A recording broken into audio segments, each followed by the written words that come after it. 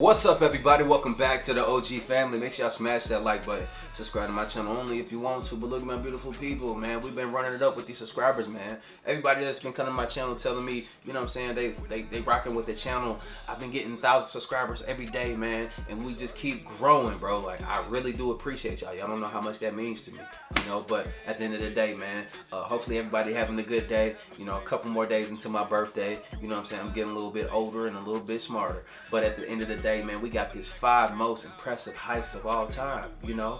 I know we all been on stringent times. I wrote a TV series based on the heist because I was so broke at one time, man.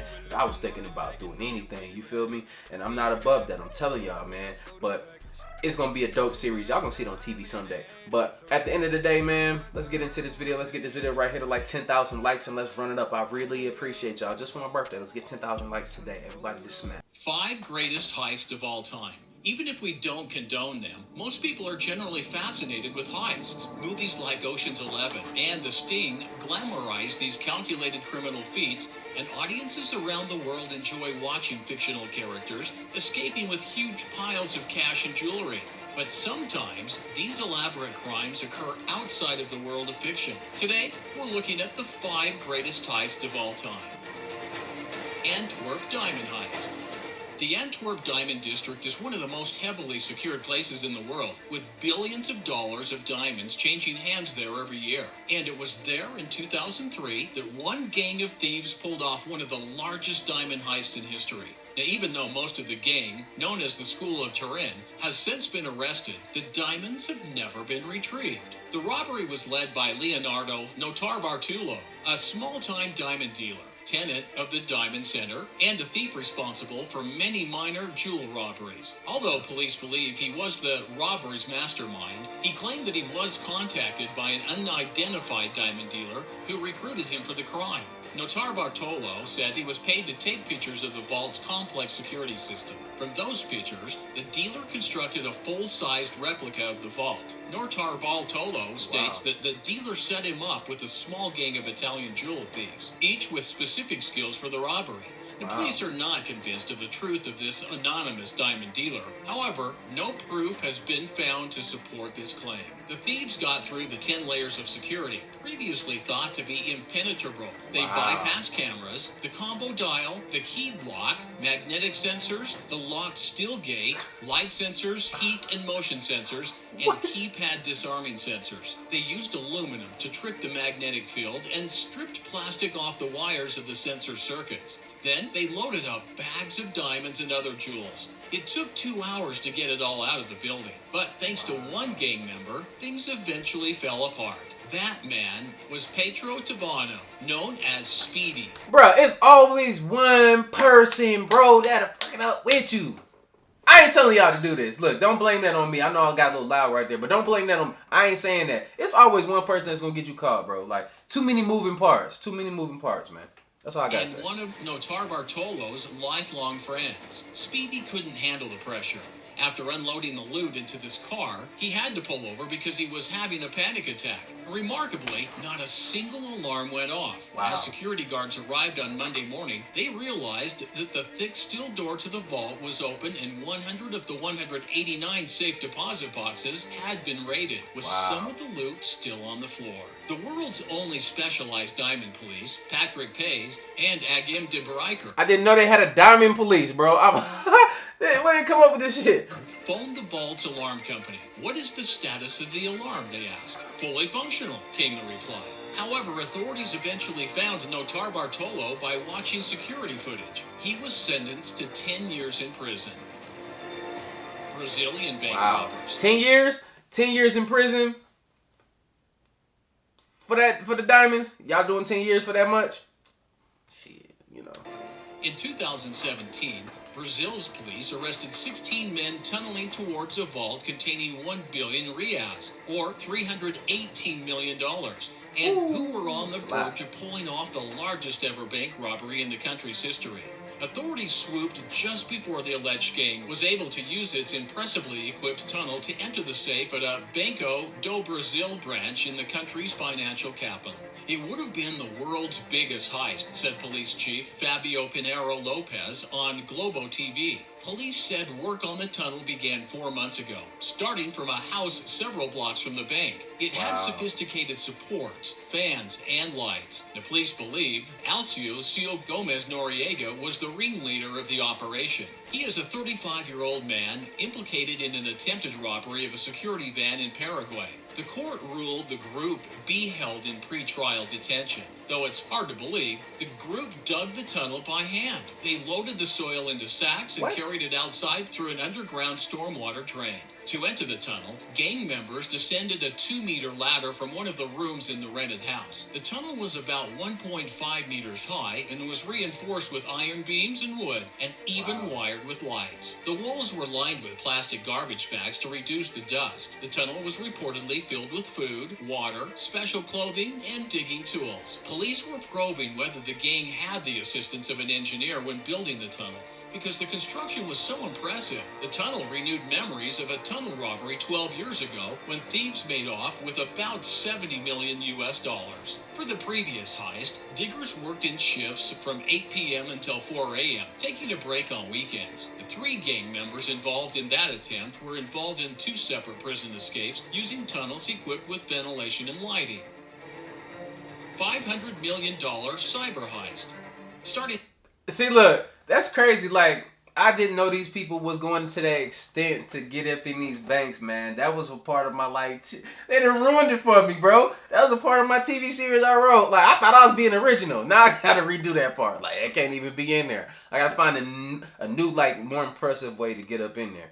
But that shit crazy. The cyber heists and stuff, look. In 2009, cyber criminals They got from away with a Eastern lot of money. Europe infiltrated at least 100 banks in 30 countries, Wow. raking in as much as $1 billion in fraudulent transfers and hijacked billion. ATM machines over a 2-year period. They did so with a mysterious Trojan called Spy Eye.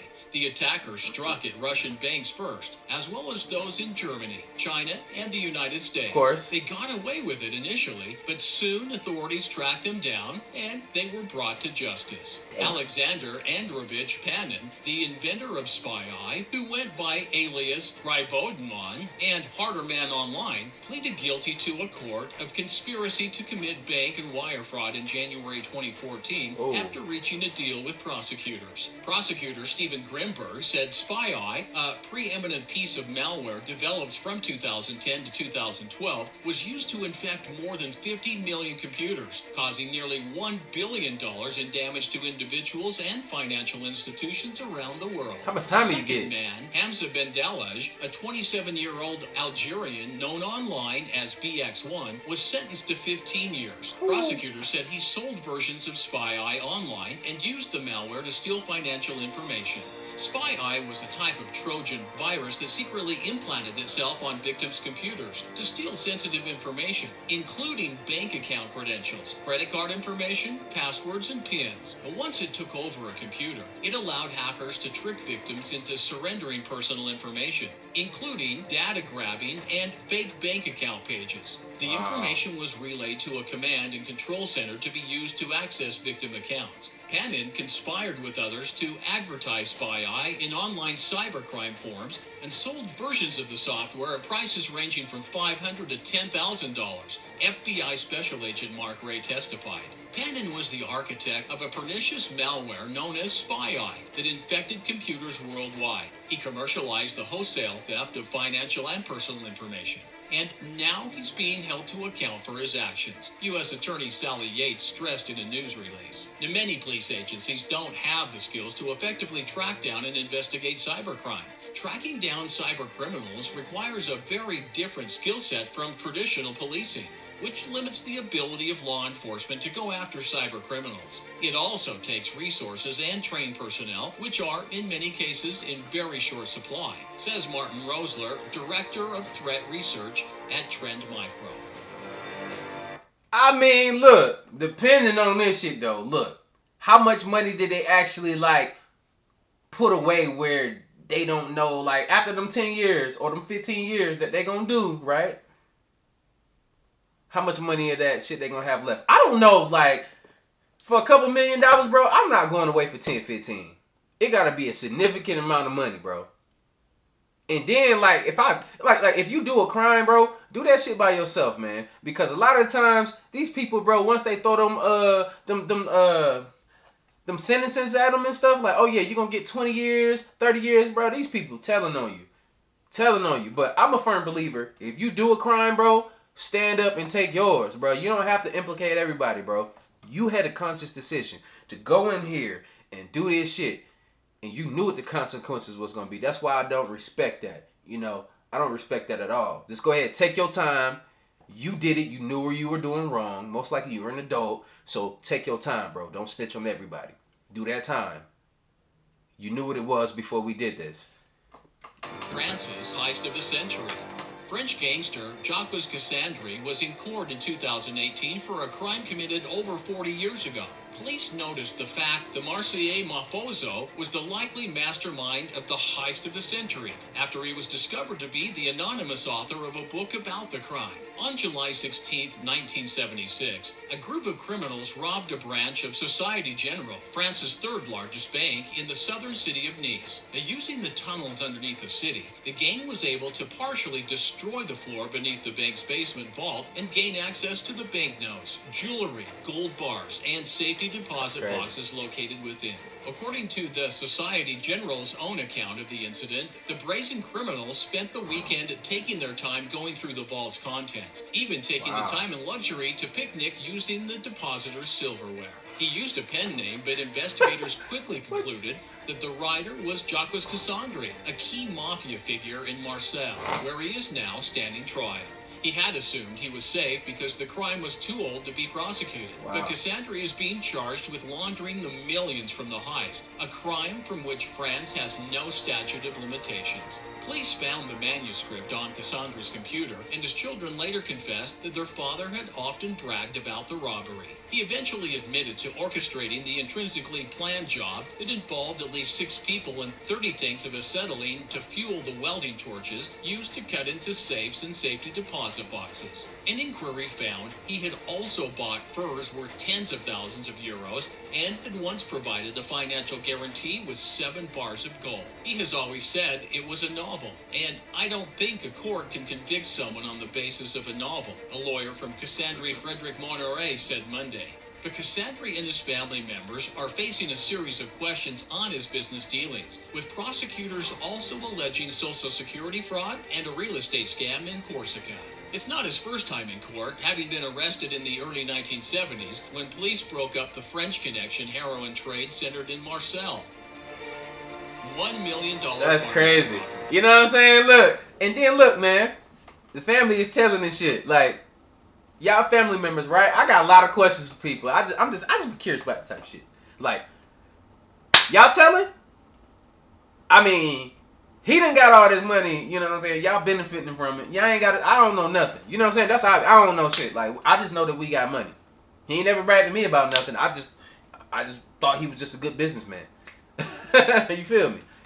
Back in 2016, the owner of a super value pharmacy in Fort Worth, Texas, rang in the new year with a trashed business missing $1 million worth of pharmaceuticals. The general manager, Jane Lawbaum, said the pharmacy at 720 North Industrial Boulevard was broken into in the early hours of December 31st. The burglars took highly marketable drugs with a street value of up to $1 million, she said. Surveillance footage shows men clad in black crawling and trying to break into a safe. Spilled pill bottles and cough syrup can be seen in the footage, and what appears to be a safe with the side cut out. An employee named Richard Irby said the robber tied him and 3 employees up with zip ties. He said he didn't want to hurt anybody. Now, we sort of took him at his word, but he's still waving a gun. The scary part, I never looked down the barrel of a gun before.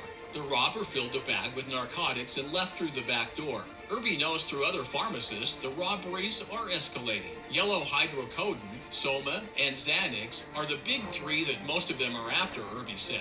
Irby wonders how long it will be before one of those crooks decides the drugs are worth pulling the trigger. The video ended up becoming extremely popular with over 4 million views and counting.